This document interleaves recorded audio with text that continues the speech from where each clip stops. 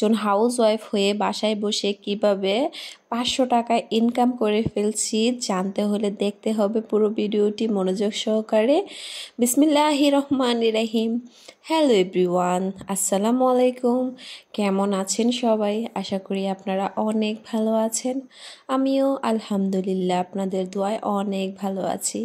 বরাবরের মতো আবারও নতুন একটা ব্লগ ভিডিও নিয়ে হাজির হয়ে গেলাম আমি সুমি, কুমিল্লা জেলা থেকে। আজকের ভিডিওটা শুরু করেছি একদম সকাল থেকে। সকালবেলা হাঁটতে বের হয়েছিলাম, আসার সময় ধনিয়া পাতা, দেন মসুরির ডাল এগুলা নিয়ে এসেছি। আর ক্ষীরা, এটা একেবারে দেশি ক্ষীরা, একজন কৃষক জমিন থেকে মাত্র উঠিয়ে আনছে। তো দেখে ভালো লেগেছে। এখন তো ক্ষীরার মৌসুম, আর আমার কাছে ক্ষীরা অনেক ভালো লাগে। এই দিনটাতে ক্ষীরা আমি অনেক খাই। টমেটো, তারপরে তেঁতুল, ক্ষীরা দিয়ে ভর্তা বানাই খাই। অনেক সময় লবণ মরিচের গুঁড়া দিয়ে খাই। যখন ছোট ছিলাম তখন স্কুলে গেলে আমাদের সময়কার স্কুলগুলোতে কিন্তু এত ফাস্টফুড, এত নানান রকমের খাবারের আইটেম ছিল না। তখন 1 টাকা করে 2 টাকা করে ওই এক ধরনের বক্সে করে যে আইসক্রিমগুলো বিক্রি করতো, ওই রকম আইসক্রিম নিয়ে মাঠে বসে থাকতো। আরেকজন বসে থাকতো আমড়ার আচার, আর ক্ষীরা লবণ মরিচ দিয়ে মাখা, এগুলা নিয়ে দাঁড়ায় থাকতো। তো তখন 1 টাকা করে ক্ষীরা কিনে খাইতাম, লবণ মরিচের গুঁড়ো দিয়ে মাখায় দিত। তো ওই দিনগুলোর কথা এখন মাঝে মাঝে মনে পড়ে যে এখন কতটা আপডেট হয়ে গেছে। বাচ্চাদের হাতের নাগারে কত রকমের আইটেমের খাবার, ফুচকা, ঝালমুড়ি, চটপটি, হ্যান ত্যান। এখন তো আগারগাঁওয়ের মতো কেক পট্টি সারা বাংলাদেশে হয়ে গেছে। আমার বাচ্চার স্কুলের সামনেও দেখি এক মহিলা কেক নিয়ে বসে। তার আমাদের কালীনে কিন্তু একদম পিওর খাবার দাবার ছিল। তো যাই হোক, নাস্তা টাস্তা করে রান্না করতে চলে এসেছি। আর আজকে একেবারে সিম্পল রান্না। আমি প্রতিদিন যে মাছ মাংস খাই ওই রকম না, আমার রুচির উপর ডিপেন্ড করে। ফ্রিজে মাছ মাংস আছে, তারপরেও আজকে কেন যেন মাছ মাংস খেতে মন চাচ্ছিল না। তো ভিন্ন কিছু করব চিন্তা করতেছি। তো সেই জন্য বাসায় কাচকি শুটকি ছিল, তো কাচকি শুটকি দিয়ে ভর্তা বানাবো। আর এই ভর্তাটা আমার ছেলে মেয়ে অনেক পছন্দ করে আলহামদুলিল্লাহ। অনেকের সন্তানরা আছে মাংস ছাড়া তাদের মুখে ভাতই ওঠে না। আলহামদুলিল্লাহ এই দিক দিয়ে আমি অনেক হ্যাপি। আমার ছেলে মেয়ে মাংসর প্রতি অতটা আসক্ত না যে হ্যাঁ আমাদের মাংসই লাগবে, এরকম না। আমি যখন যেটা রান্না করি ওরা ওইটাই খুশি মনে খেয়ে নেয়। ওদের কথা আম্মু তুমি যা রান্না করো তাই আমাদের কাছে মজা লাগে। তো আমার ছেলে মেয়ে ভালোবেসে খায় বিদায় আমি এক এক দিন এক এক আইটেম রান্না করতে পারি। আমার বাসায় মাংসটা খুব কম রান্না করি, সপ্তাহে 1 দিন বা সপ্তাহে 2 দিন, এর ব্যতীত আমি মাংস তেমন বেশি রান্না করি না। প্রত্যেক শুক্রবার আসলে রান্না হয়, এর ব্যতীত মাঝে মধ্যে যদি মেহমান চলে আসে তাহলে মাংস রান্না করি, নয়তো পুরো সপ্তাহ শাক সবজি ডিম মাছ এগুলা দিয়ে আমি চালিয়ে নিই। তো মাসের শেষের দিকে কিন্তু আমি এরকম হিসাব করেই চলি। মাসের শুরুর দিকেও চলি, তারপর মাসের শুরুর দিকে যতটা খরচ করা হয় মাসের শেষের দিকে কিন্তু ওইরকম খরচ করি না, কারণ মাসের শেষের দিকটা হাতের টাকা পয়সাটা একটু কম থাকে, সেজন্য আমি হিসেব করে চলি। আর আমার ঘরের ভিতরে যা থাকে তা দিয়ে আমি আমার দৈনন্দিন চাহিদাটা পূরণ করার চেষ্টা করি। বাজারে খুব কম যাওয়ার চেষ্টা করি, যেটা না আনলে হয়ই না সেটাই আমাদের বাসার সামনে যে ছোট্ট একটা বউ বাজার আছে ওইটা থেকে আমি টুকটাক জিনিসপত্র আনি। এছাড়া বড় বাজারে আমার তেমন বেশি যাওয়া হয় না, খুবই কম যাই। তো যাই হোক, ভর্তাটা বানিয়ে ফেলতেছি। আর আমি একদম অল্প ঝাল দিয়ে আজকে ভর্তাটা বানাবো। আর মাছের ডাল রান্না করব। আপনাদেরকে তো ভিডিওর প্রথমেই দেখালাম যে মাছ দিয়ে ম্যারিনেট করে বসিয়ে দিয়েছি। তারপরে মাছের কাঁটাগুলো বাছার জন্য আলাদা উঠিয়ে ডালটা আমি মেখে বসিয়ে দিয়েছি। তো আপনাদের এলাকাতে এটাকে কি ডাল বলে আমি জানি না, আমাদের এখানে একদম জনপ্রিয় ডাল মাসকলাইর ডাল। এটা একদম বিয়ে বাড়ি, সুন্নতে খতমের অনুষ্ঠান, যে কোনো অনুষ্ঠানে এই ডালটা একদম থাকতেই হবে। এই ডালটা না থাকলে মানুষ রাগ করে, বরাবর বলে যে সোজা কথা, ডাল তো একদম মাস্ট বি রাখতেই হবে। তো হচ্ছে এই ডালটা আমার ব্যক্তিগতভাবে খুব পছন্দ। আমি এরকম ডাল হলে আমার আর কিছুই লাগে না ভাত খাইতে। তো আমি এদিক দিয়ে হচ্ছে মাছের কাঁটাগুলা বেছে নিয়েছি, যেহেতু মানে অত বড় মাছ ছিল না, তো ছোট ছোট কাঁটা একটু সময় লেগেছে বাছতে, কিন্তু আমি একদম ছোট কাঁটা সুদ্ধা বেছে দিয়েছি, কারণ মাছগুলো ভেঙে যাবে, তাহলে হচ্ছে বাচ্চারা খাওয়ার সময় গলায় কাঁটা বেঁধে গেলে পরে সমস্যা। যেহেতু কয়েকদিন আগে গলায় কাঁটা বেঁধার কারণে আমি অনেক কষ্ট পাইছি, ডাক্তারের কাছে যাওয়া লাগছে আমার, নাক কান গলা ডাক্তারের কাছে যাওয়ার পরে হচ্ছে উনি অনেক সময় নিয়ে আমার গলার কাঁটাটা বের করছে, অনেক কষ্ট হয়েছে।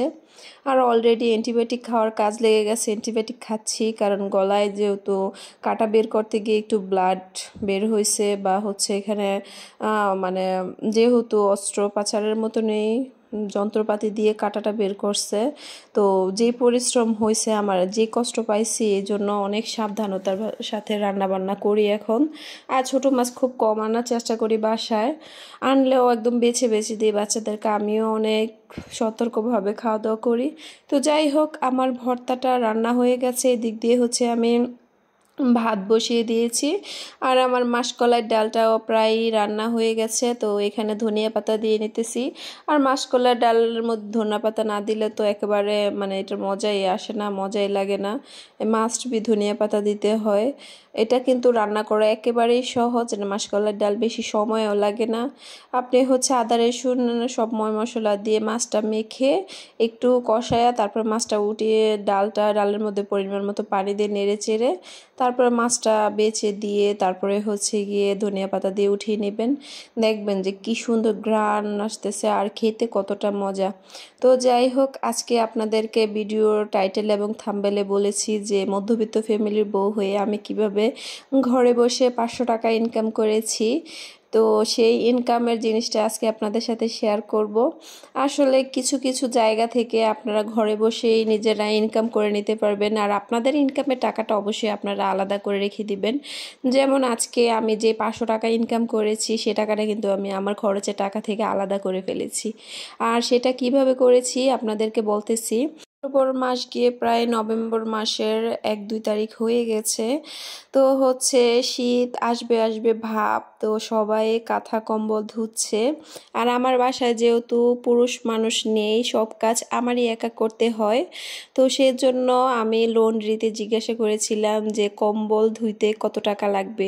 তো ওনারা বলছে যে সিঙ্গেল কম্বলগুলো হচ্ছে 500 টাকা, আর ডবল কম্বল হচ্ছে 800 টাকা।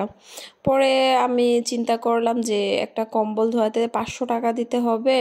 তো আমি আমার বাড়িওয়ালার মেয়ের সাথে, আবার আমার খুবই একটা ক্লোজ বান্ধবীর মতো একটা সম্পর্ক, তো ওর সাথে শেয়ার করলাম যে লন্ড্রিতে গিয়েছিলাম, ওনারা একটা কম্বল 500 আর একটা কম্বল 800 টাকা চাইছে। পরে ও আমাকে বুদ্ধি দিল যে আন্টি, আপনি একটা কাজ করেন, কম্বলটা ধুয়ে ওয়াশরুমের ভিতরে চেয়ার নিয়ে চেয়ারের উপরে রেখে দিবেন, সারা রাত্র পানি ঝরে সারলে সকালে লাইড়া দিবেন, দেখবেন যে আপনার একদম পরিশ্রম হবে না। কারণ আমি এটা ধুইতে যতটা ভয় পাচ্ছিলাম না, তার চেয়ে বেশি ভয় পাচ্ছিলাম যে 8তলা ছাদের উপরে কিভাবে আমি এটা উঠাইয়া রোদে দিব। তো সে আমাকে এরকম বুদ্ধি দিছে যে এটা যদি আপনি ধুয়ে একটা চেয়ারে রেখে দেন, তাহলে পানিটা ঝরে গেলে একেবারে পাতলা হয়ে যাবে, তখন আপনার রোদে দিতে একটু পরিশ্রম হবে না।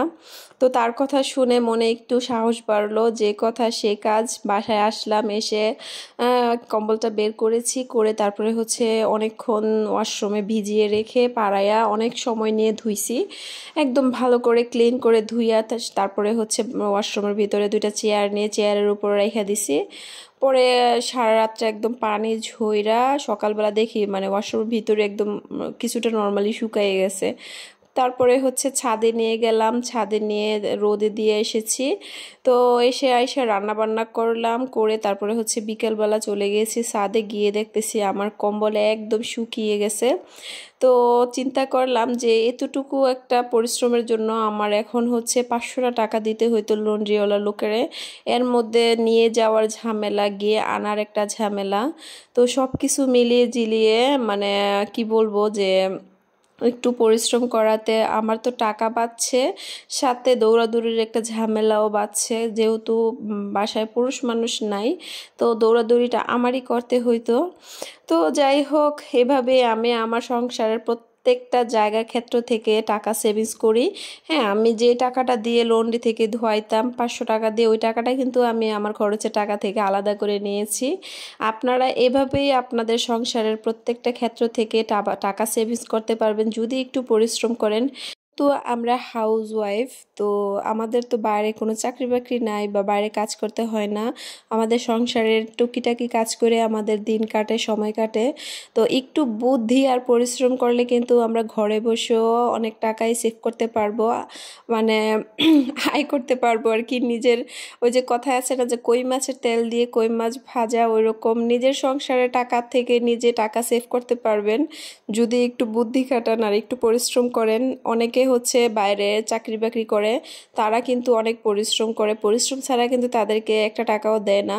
তো আমরা যদি আমাদের ঘরের কাজগুলো একটু পরিশ্রম করে করে নেই তাহলে কিন্তু আমরা ঘরে বসেও মাসে 2-3 হাজার টাকা স্যালারি পাবো আমাদের নিজেদের কাছ থেকে নিজেরা।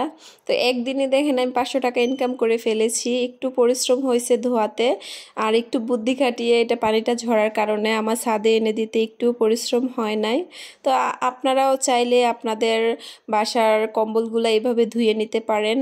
আপনাদেরকে টিপসটা দিয়ে দিলাম, একটু টেনশন করবেন না, জাস্ট শুধু কম্বলটা ভিজিয়ে রাখবেন কয়েক ঘন্টা, তারপরে এটা ভালো করে পাড়াইয়া ধুইয়া তারপরে হচ্ছে একটা চেয়ারের উপরে একটু কষ্ট করে উঠায় রেখে দিবেন, দেখবেন পানি ঝরার পরে একেবারে পাতলা হয়ে গেছে কম্বল, একটু পরিশ্রম হবে না। আর বিকেলবেলা যেহেতু ছাদে উঠেছি, পরিশ্রমের ভয়েও ছাদে উঠি না, মানে এত 8তলা 9তলার উপরে উঠতে খুব কষ্ট হয়, যেহেতু এখনও লিফট চালু হয় নাই।